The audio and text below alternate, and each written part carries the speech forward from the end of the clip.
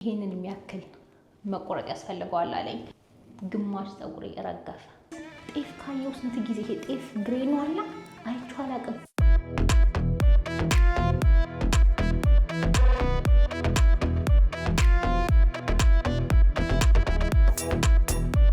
ሄይ ጋይስ እንዴት ናችሁ? ዛሬ እንደዚህ ገና እየተዘጋጀው ነው። ወጥቼ የምሄድባቸው ቦታዎች አሉና እነዚህ መጥቼ ግን ሀይ ብዬ አብረን ስንዘጋጅ ሜካፔን ስቀባባ ላውራችሁ ብዬ አሰብኩኝ። እንደምታውቁት አሁን ያለሁት ኢትዮጵያ ነው እና ፀጉሬን ባለፈው ተቆርጬ ነበረ። ስለዚህ የእሱንም ታሪክ ትንሽ ልንገራችሁ ብዬ አሰብኩኝ። ወይ ተቆርጬም ሳይሆን ቆረጠኝ ማለት ይቻላል። ፀጉር ቤት ሂጄ ኢትዮጵያ የምትመጡ ሰዎች ፀጉር ቤት ሳትሄዱ እንዳትሄዱ። ምክንያቱም በጣም ቆንጆ ነው እዚህ የሚሰሩት ፀጉር በጣም ቆንጆ ይሰራሉ። ዋጋውም በጣም አሪፍ ነው። ከዛ ከአሜሪካ ወዘተ ስታነጻጽሩት የመጨረሻ አሪፍ ዋጋ ነው እና ይሄኛው የሆነ ስም ነበረው። የተቸገርኩትኝ ስማቸውን ማወቅ ነው እና እዛ ሂጄ ይሄን የምትሰሪው ሲሉኝ አላቅም ታኩስ እንደዚህ ጠቀልሎኝ ምናምን ብዬ ነው የነገርኳቸው እና ስም አለው ያንዳንዱ ነገር እነሱ የሚሉት የሆነ ስም አለው። ፔስትራ ከዛ እኔ ይሄ ጥቅልል እንደሚያደርጉት ነገር አለ። እሳትና ፔስትራ ተመሳሳይ ነገር መሰለኝ። ከዛ ብቻ የሆነ ነገር አለኝ። የሆነ ፎቶውን ሳሳየው እንደዚህ አይነት ነገር እንደዚህ ጥቅልል ነገር ስለ ይሄ ፓፒሲበል እንደዚህ አይነት ነገር የሚባል ስም አላቸው። እነሱን አላወቅኩኝም ነበረ። ለምን ሜካፔን ዝም ብዬ ነው እየተቀባሁት ያለሁት። ያን ያህል ሲሪየስ የሆነ እንትን ሳይሆን ዝም ብዬ እንደው ለመዘጋጀት በሚል ሀሳብ ነው። ኤኒዌይ እዛ ሄጄላችሁ ፀጉሬን ተሰርቼ እንደዚህ አጭር ሆኗል። በጣም ፊቴን እንጃ ለውጦታል ብዬ አስባለሁ። በጣም ቆንጆ አድርጎ ነው የሰራኝና ስታጥበኝ ራሱ ሴትዮዋ እኔ ያጠበችኝ በጣም ቆንጆ አድርጋ ነው ያጠበችኝ እና መጨረሻ ደስተኛ ነበርኩኝ። እንደውም እኔ ፀጉር ቤት ስሄድ ሁል ጊዜ እዚህ ስመጣ ፀጉር ቤት ማልሄድበት አንደኛ ምክንያት በጣም ስለሚያመኝ ነው። ያሳምሙኛል፣ ራሴን ያመኛል። ጭንቅላቴ በጣም ቴንደር ሄድድ ስለሆንኩኝ እሱ ግን ቀስ በሉ ያመኛል ምናምን ስትሏቸው ደግሞ አብዛኛው ፀጉር ቤቶች አይሰሙም። አብዛኛው ሰው የሰው አነኑ ብቻ ስራቸው ላይ ፎከስ ስለሚያደርጉ የእናንተ ህመም ያን ያህል አይሰማቸውም ብዬ አስባለሁ። ብዙ ጊዜ እኔ እንጃ፣ ሁሉም ሰው ኦፍኮርስ እንደዛ አይደለም። በዚህ ኤክስፒሪየንስ ግን የመጨረሻ አሪፍ ነበር። ማለት እንደዛ ፍቅ አድርጋ እያጠበችኝ የራሱ እንዴት ነው እቺ ሴትዮ ማታሳምመው? እንዴት ነው ማታሳምመው? በደንብ ነው ሁላ ቲፕ ሰጥቻት ሄድኩት። ምክንያቱም ምንም አላማመኝ ሆነ። ኤክስፒሪየንስ የመጨረሻ አሪፍ ነበረ። ፀጉር ቤቱ በጣም አሪፍ ነበረ። ማለት ፀጉርሽን ልቁረጥልሽ ሲለኝ እኔ እስቲ ትንሽ ስፕሊት ኤንዶቹን ጫፍ ላይ ያሉትን እነሱን ቁረጥልኝ ነበር ያሰብኩትኝ። ከዛ በኋላ ግን ሲያሳየኝ ይኖዋት ይሄንን የሚያክል መቆረጥ ያስፈልገዋል አለኝ። ለቁረጠው አለኝ። ከዛ ትንሽ እንደዚህ እንደ በተርፍላይ የሆነ ሌየር ነገርም አድርጎበታል። እዛ ውስጥ አይታያችሁም? ከፍዬን ከጎን ስላደረኩትኝ። ከዛ ይሄ እንግዲህ ስንተኛ ቀኑ ነው? 4ኛ ቀኑ ነው በነገራችን ላይ እና አሁን ራሱ ምንም አድርጎ ነገር የለም። ፊቱም አልነካካሁትኝ። ቆንጆ ነው ያለው። ከዛ በኋላ ልቁረጠው አለ። እሺ ቁረጠው፣ አምነሃለሁ አልኩትኝ። ያው ግማሽ ፀጉሬ ረገፈ ማለት ትችላላችሁ። እንደዚህ ነው። ይሄን የሚያክል የጎረደው አሁን ያለበት እንግዲህ ቁመት ይሄ ነው። እንደምትዞር አድርጌ ኋላውንም ቆይ ላሳያችሁ። ኋላውንም በጠር ላድርገውና በጣም ያምራል አሉ እንግዲህ ሰዎች። እኔም ወድጄዋለሁ፣ ተስማምቶኛል። እንግዲህ ይኸውላችሁ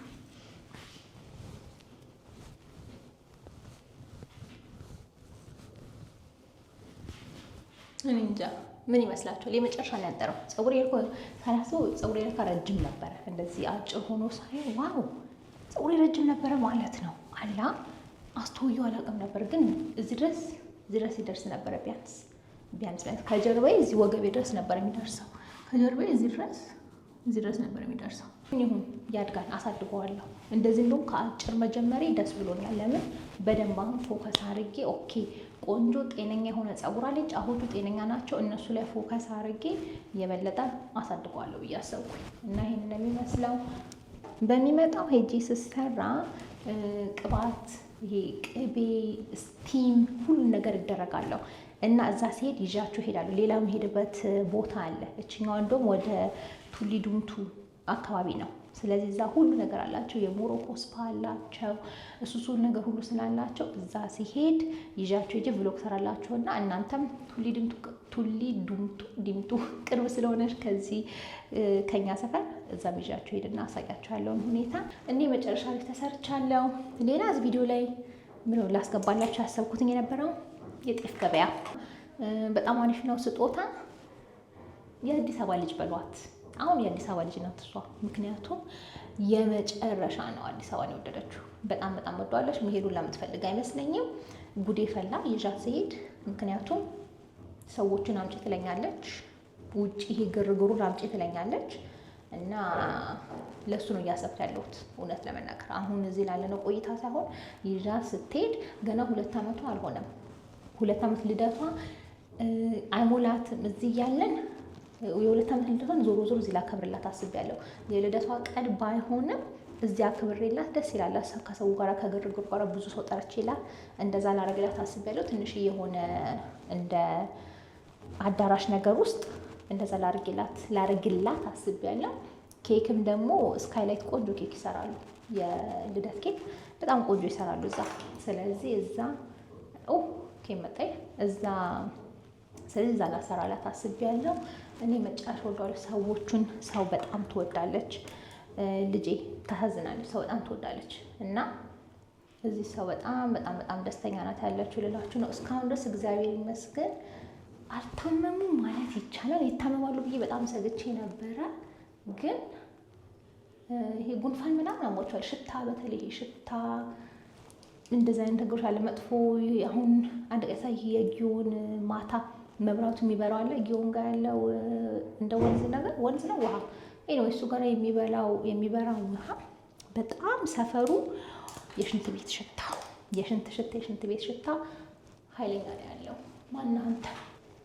እና እዛ ሄደን ሽታው የመጨረሻ ከባድ ነበረ እና እሱ ላይ ያሟቸዋል ብዬ ፈርቼ ነበረ። እናቴ ሽታ ነው የሚያማት። ይሄ መጥፎ ጉንፋን አይዛትም። ጉንፋን የሚይዛት ግን ከሽታ ነው እና እሷ መጀመሪያ እንደመጣን ጊዜ መጨረሻ አሟት ነበር። ሽታ የሆነ ሽታ ሸቷት። እዛ ቱቦ ነው ከኤርፖርት እንደወረደን የቱቦ ነበር። እሱ ቱቦ ሸቷት ወደ 4-5 ቀን አሟት ነበረ እና ከዛ በተረፈ ግን ልጆቹ ደህና ናቸው ልላችሁ ነው። እግዚአብሔር ይመስገን በጣም ደህና ናቸው፣ ጎበዝ ናቸው። ደጊቱ እስካሁን ምንም አልታመመችም፣ ምንም አልታመመችም። እንደውም እኔ የሆነ ጊዜ ላይ ፖይዝን አሞኝ ነበር። ኦፍኮርስ እዚህ ስመጣ ሁል ጊዜ የሆነ የፉድ ፖይዝን ያመኛል፣ ሁሌ ያመኛል። የማይበሉ ነገሮች እየበላሁ የማይበሉ ስላችሁ እንደሚያሳምሙኝ እያወቅኩኝ እየበላሁ። አሁን ለምሳሌ አይብ መብላት የለብኝም እዚህ ሀገር 4 ነጥብ።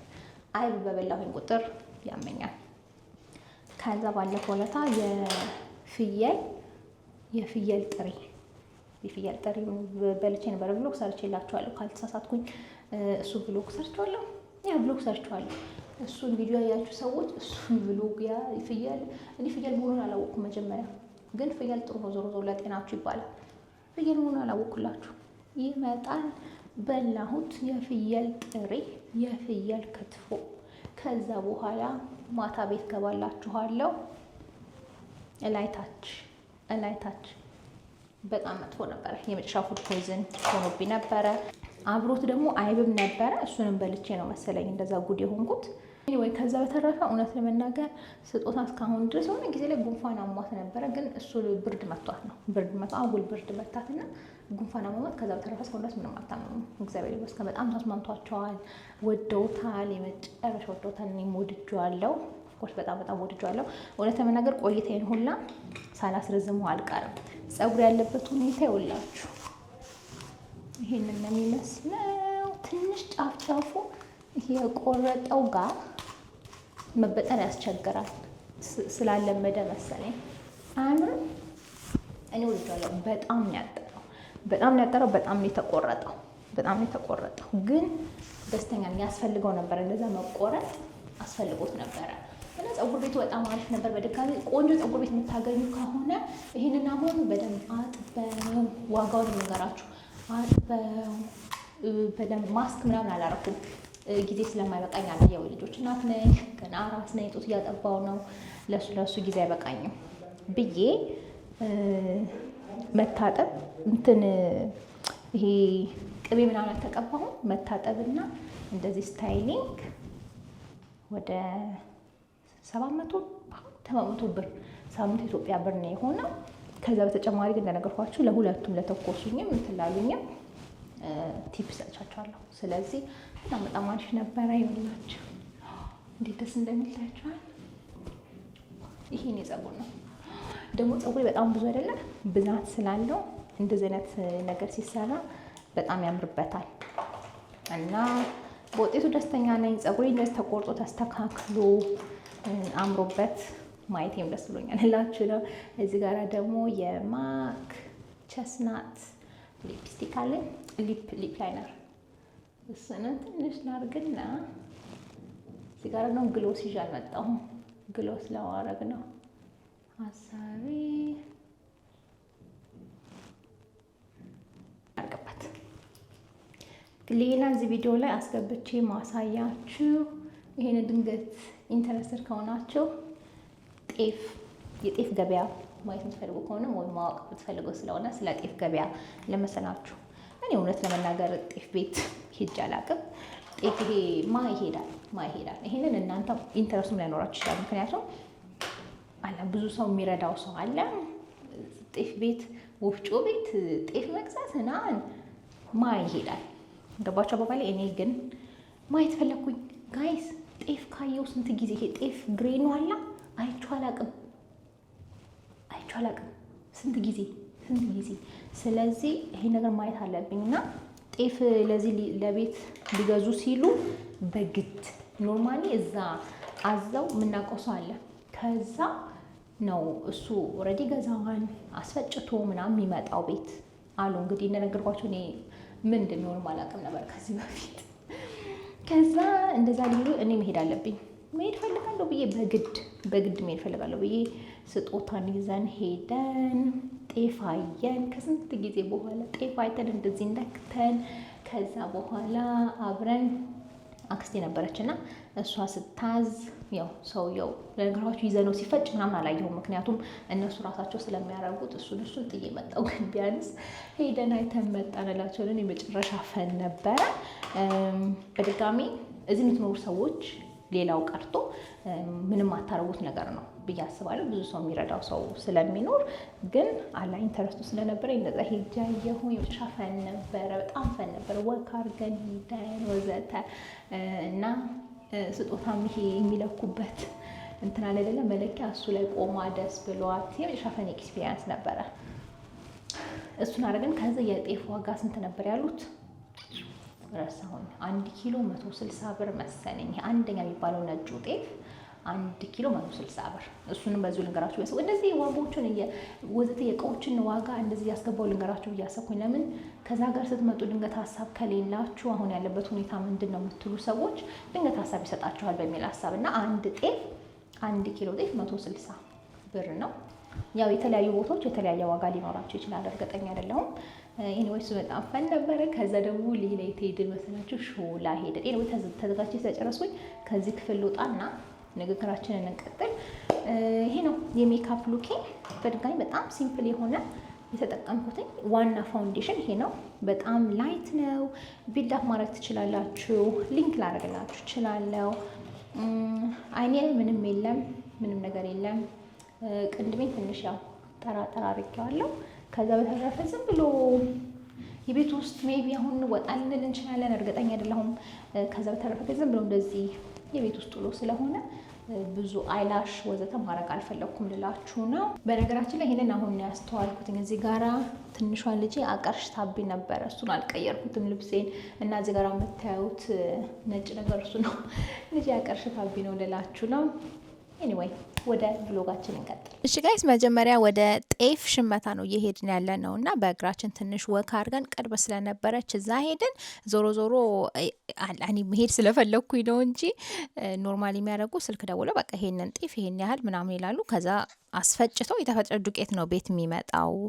እኔ ግን ግዴታ ፕሊስ መሄድ አለብኝ ብዬ ስጦታንም ይዣት ነበር የሄድኩት። ከዛ ሄደን ጤፉን አየሁኝ ለማየት ያህል አየሁትኝ። ከዛ በኋላ መግቢያ ላይ እንደነገርኳችሁ ነጭ የሚባለው አንደኛ የሚባለው ጤፍ አሁን 160 ብር ነው የሚሸጠው። ከዛ ትንሽ ዝቅ ያለው ደግሞ 150 እያለ እየወረደ ይሄዳል ዋጋው።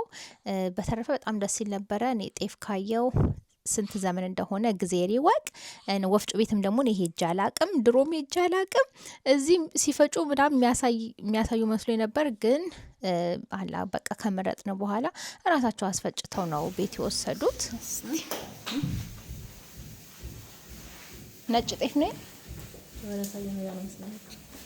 ይሄ ቦነን ይላል። ይሄ ቡኒ ነገር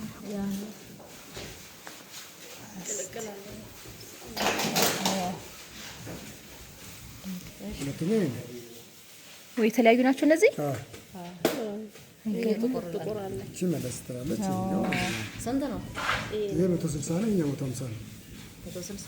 ነጭ ነጩ ይሄ በቃ ነጩ ነጭ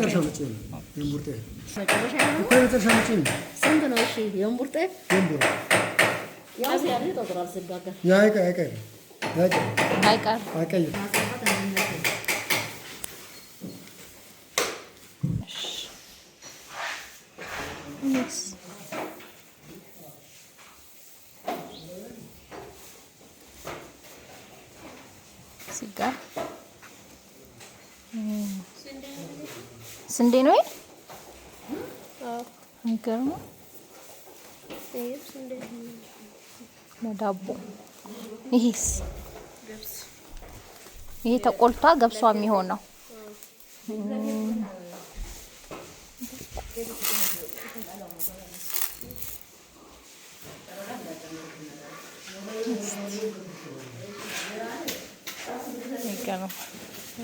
ጤፉን እንደዚህ ገዝተን ከጨረስን በኋላ በነጋታው ደግሞ ለልጄ የሚያስፈልጉ ነገሮች ለመግዛት ሂደን ነበረ። እንደዚህ እንደ ሃይ ቼር፣ አልጋ የመሳሰሉ ነገሮች እና ይሄንን ሃይ ቼር ካልተሳሳትኩኝ ወደ 23,000 ብር ነበር የገዛ ነው።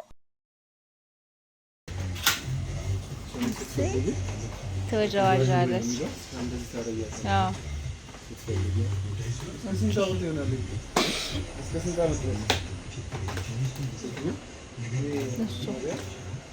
እሱ ከፍ እስኪሉ ድረስ መሆን ይችላል። እንደሱ ጀወጀው አሪፍ ናት። ኢትዮጵያ አስተዋልኩትኝ እንዲህ ዞሬ በተለይ የልጆች እቃ ስፈልግ ያየሁትኝ የልጆች እቃ የምትፈልጉት ነገር በሙሉ አለ፣ ማትፈልጉትም ነገር አለ፣ ግን ኳሊቲው ትንሽ ያስቸግራል። አሁን ይሄ ሃይቼር ገዝተነው ስንጠቀመው ቆይተናል። በጣም ቆንጆ ነው። ይሄ ከምናውቀው ሰው ነው የገዛ ነው። ነገር ግን በቃ ኳሊቲው በጭራሽ የወረደ ነው ከዚህ ከውጭ አንጻር ሲነጻጸር እና ምንም የሱቁ ችግርም ሳይሆን በቃ የሚገባው እቃ ይሄ ነው እና እሱ በጣም ያሳዝናል። ለእኛ ሀገር ተመርጦ የሚገባው እንደዚህ በቃ ቲሙ ላይ ወይ ሼን ላይ የምታገኟቸው የእቃ ኳሊቲዎች እንደዛ አይነት ነገር ነው እና እሱ በጣም አናዶኝ ነበረ። ትራቭል ኮት ለመግዛት ደግሞ ወደ ዘፍመሽ ሄድን። ዘፍመሽ ብዙ ነገሮች ታገኛላችሁ። ሁለተኛ ነው ሶስተኛ ፎቅ ላይ የህፃናት እቃ ብቻ አለ። እሱ ብቻ ሳይሆን ደግሞ የቤት እቃዎችም ማየት ፈልጌ ነበረ። ስለዚህ እሱንም ለማየት እዚህ ወደ ዘፍመሽ መጣን። ይሄንን የትራቭል ኮት ገዝቼ ሄድኩኝ። በድጋሚ ለስጦታ ነው ይሄንን የገዛሁትኝ። ካልተሳሳትኩኝ ወደ 33,000 ነው 35,000 ነው ያስከፈለኝ። ሌሎች የልጆች እቃዎችም አሉ። አልጋዎች በብዛት አሉ። ሃይቼሮች ሞልተዋል እና ቆንጆ ቆንጆ ነገር ለልጆች የምትፈልጉ ከሆነ ዘፍመሽ ማግኘት ትችላላችሁ። በድጋሚ ኳሊቲያቸው የሚደንቅ ባይሆንም ቆንጆ ነገር አለ መጠቀም የምትችሉት። ከዛ ደግሞ እንደዚህ ማይክሮዌቭ ገዝተን ሂደን ነበረ። በድጋሚ ማይክሮዌቭም እኛ ገዝተን የሄድናት 20 ሊትር ማይክሮዌቭ ወደ 22,000 ነበረች። ሁሉ እንትን አለው ዋጋ አለው 500 ዋው ስንት 58,000 ይሄ ማጠቢያና ማድረቂያ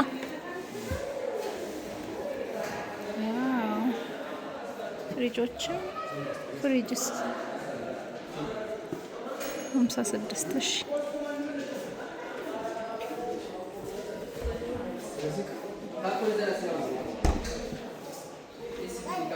ወይ ድንገት እቃ ለመግዛት የምትፈልጉ ሰዎች ካላችሁ የነዚህንም ሀሳብ እንዲሰጣችሁ ያለውን የሀገሩንንም ውድነቱን እንድታዩ እንደው ላሳያችሁ ብዬ ነው። ውድነትም ባይሆን ያለውን ዋጋ ካወቃችሁ እዛ እቃ የምትገዙ ከሆነ ኦኬ ሀሳብ ይኖራችኋል በሚል ሀሳብ ነው። እና እነዚህ ኩከሮችም ቆንጆ ነበሩ። እንደዚህ አይነት ማይክሮዌቭም ትንሽ ኦቨኖችም አሉ።